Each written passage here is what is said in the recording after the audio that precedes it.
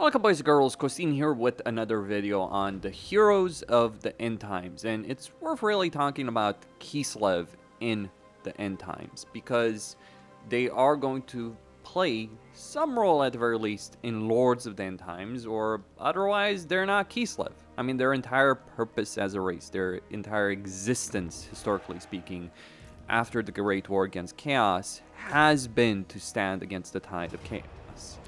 And look, Kislev as a race is in a pretty good spot, all things considered. But, and this is the but in this particular statement, they do have issues with their campaigns. So the Kislev rework, the situation with Corporate Orthodoxy, the research tree changes, though they could go further on that subject. The fact that Katarin starts with a tier 1 city all the same is obviously something that CA should be looking to improve on.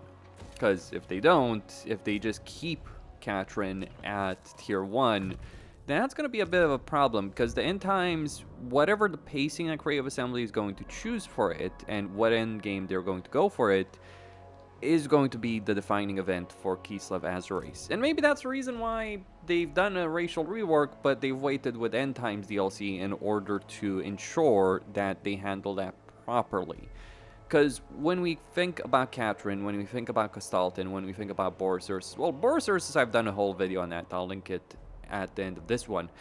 But essentially, the problem is Costin should be leading the Orthodoxy. He should be rallying the people of Kislev to stand against Chaos. But right now, he's just kind of like just fighting Chaos on his own, which is not necessarily ideal. He should be rallying the people. Meanwhile, Katarin should be in a position where she represents the magical power of Kislev. And Boris Ursus, he should really control Prague from the beginning, and he should be the steadfast defender of Kislev as opposed to trying to YOLO it against Archeon. So starting position dynamics and legendary lore dynamics and unique campaign mechanics are going to be a big part, I feel, from that perspective. If we consider the end times events and lore, well, basically Kislev got rolled over. And it got rolled over because there was Katarin died, Boris Ursus had died long before her in the lore, and Costin was not a non-entity because he didn't exist before Warhammer 3. So it just basically fell down to Katarin, and Katarin just didn't have enough power, just like she doesn't have enough power in the actual game at the moment to really be meaningful. And I think that's the important bit that ought to be discussed on this specific subject, because Katarin should be the single most relevant leader for Kislev. Like, yes, obviously Boris Ursus is the Red Tsar, he's the one in charge, he should be the faction leader of Kislev, or the racial leader of Kislev, assuming Kislev is unified. But Katarin is the single most powerful eye switch since the founder of Kislev, which is, what was Miska, I believe it is, Mishka, I think it is, and yet that is not represented at all in the game. Mechanics-wise, she doesn't really have any good mechanics. Ice Court training is kind of one of those whatever mechanics, because it's like, oh, train these witches, but then you can bypass that with low-save character system, so it becomes irrelevant. Oh, you get a benefit for Ice Guard units, but the problem with Ice Guard units is that a lot of people seem to have this perspective that an entire stack of Ice Guard units is great. I beg to differ. Like, if I'm building a Kislev army, and keep in mind, I've played Kislev a lot, so I'm not talking here out of lack of experience. But the best Kislev army is made up of something like this. Tsar Guard for frontline holders, a couple of Ice Guard for demons, and for their slow effect. But like 2-4 of them. You'll actually gain more value proposition from Machina Ambushers, but then we talk about the ranged issue in general in the game, and artillery is one of those parts, because Kislev doesn't have any low-tier artillery. Really, Little Groms should be a tier 3 artillery unit, because they are, in a lot of sense, you can say, oh, they do a lot of damage. Yeah, but it's just like one entity. Of course it's going to do a lot of damage. Frostworms and Kislev's melee units are the ones that are MVPs, and if you want to talk about range, well, you got Streltsy, which bluntly are better than Ice Guard against the vast majority of foes they're going to face in a campaign. Not saying there isn't a value proposition for Ice Guard, it's just they're tier 4 units, and there's better tier 3 options, and furthermore, on top of that, Prague does have the Gardens over here of, not the Gardens, the Citadel of Kislev, which allows you to recruit Streltsy and armor Kossars at tier 3 and reduce global recruitment duration. The actual design of Kislev, the design of the regions of Kislev should be overhauled, because one of the things the Old World mod does so very well, and maybe that's a topic for another video, but what that does is puts them in proper provinces, not just single region provinces. You can argue about Atamans. Actual having provincial capitals and Atamans is ultimately for the better of it. And yes, having to research things in order to unlock Ice Court training or having to gain supporters for it is a silly, ridiculous system that Creative Assembly has implemented.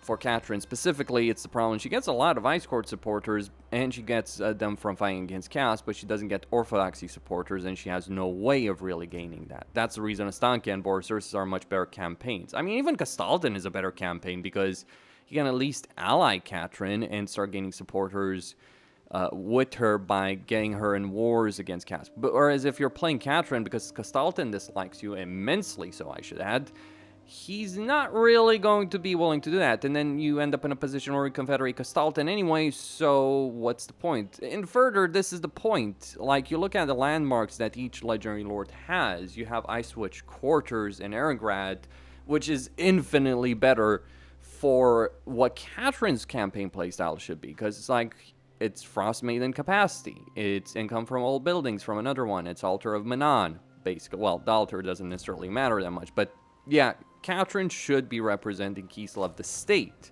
Boris the defender, and Kastaltin the people, but those roles are reversed. In fact, I would dare say it might be actually better to switch Kastaltin and Katarin around. Like, say for instance, Katarin could start her campaign dealing with some minor cast factions over here, and also trying to keep things with Fraught. But it's also the limitation on the current map design that does hurt Kislev. When we also consider Katarin, we also have to talk about the fact that her special skill line is lackluster, to say the least. It could be better in a lot of different ways. It doesn't necessarily end up giving you the benefits you need.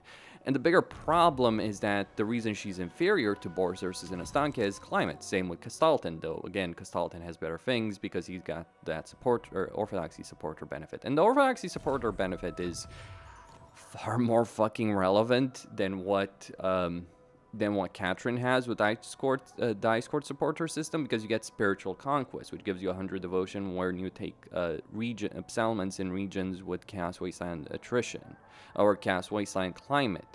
And if you have a high level of Atamans. Basically, what I'm trying to say over here is that these campaigns are all over the place, and they should be reversed in their roles, really. If we think about Astankia, her main campaign dynamic should be defending the forests of Kislev. But again, there's no forests in Kislev because Kislev is so small as a region. There's a bunch of settlements over here, but outside of the three big provinces, the Troll Country, the Southern Oblast, and the Eastern Oblast, the actual cities of Kislev, which would be the main important things, are not relevant at all. The distance, the size, basically it should be doubled in size. Actually, in general, the Immortal Empires map should be doubled in size. Bretonia is an issue on this. You could talk about Nagaron being an issue with respect to this, etc., etc., etc. But that does affect Kislev the most because they're supposed to be the front line against Chaos, whereas if you're playing an Arbol campaign, they're nothing. The one who actually loses the most from this entire dynamic is Fraught Unclean, but even then, Kislev is just a stopgap. It doesn't stop anything. So without any fundamental changes to the way the map works, we're going to remain in the situation we are. Because, as we know, Creative Assembly moves at the tortoise pace with regards to changes to their precious damn map. Like, this is the problem, the key fundamental issue of Warhammer 3. Creative Assembly wants to do everything in one map, both sandbox, long campaigns, short campaigns, numerous difficulty levels, faction randomization. Then they're going to add endgame events on that. And let's not forget the special locations that they are adding into the game and the events that come from that. You cannot do so many systems in a map this small with no kind of campaign customization. And maybe that's the thing that Kislev would really benefit from. Like, maybe a Kislev campaign, if you could choose, yeah, build up slowly and all that, But you could also have a faster start, higher level settlements, faster growth, and then you actually really have a fight against chaos. I think that's the kind of system that Creative Assembly is going for with Total War 40k, that you will have faster paced campaigns and slower paced campaigns, and you can choose how they're going to be, and it's going to be more dynamic. But it would be a great way to do that, especially with regards to Kislev, who again has kind of gotten the short end of the stick. The rework, again, was great. What wasn't so great was the lack of legendary lore changes and the fact that Costin and Katarin are not ideal as campaigns, to put it mildly.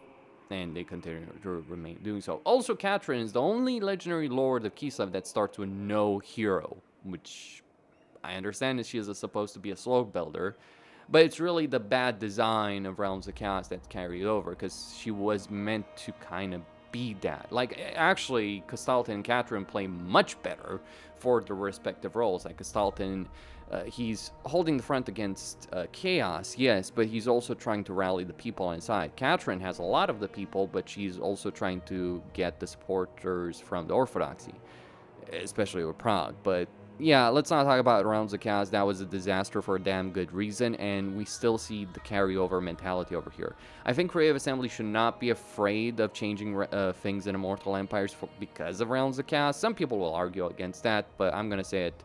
There's been no change whatsoever to a Legendary Lord that Creative Assembly has made so far that has negatively impacted the gameplay experience of Realms of Chaos. Because I've played Realms of Chaos. I still check things out occasionally. I did it when Thrones of Decay came out, right? Which was the last time we got big DLC content. Actually, that's where I finished my first Malachi campaign, and while I haven't done it since, it was not a bad experience from what his campaign was meant to be. Sure, it was not the full campaign experience. The full campaign experience is Immortal Empires. But again, you can't design things based on the we will be everything for everyone approach. Things need to be specialized, and Kislev's entire specialization is fighting against chaos, but it's bad terrain design, bad legendary lord design, and again, Katarin gets the short end of the stick. That's all I had to say. Costin signing out. Stay tuned for more.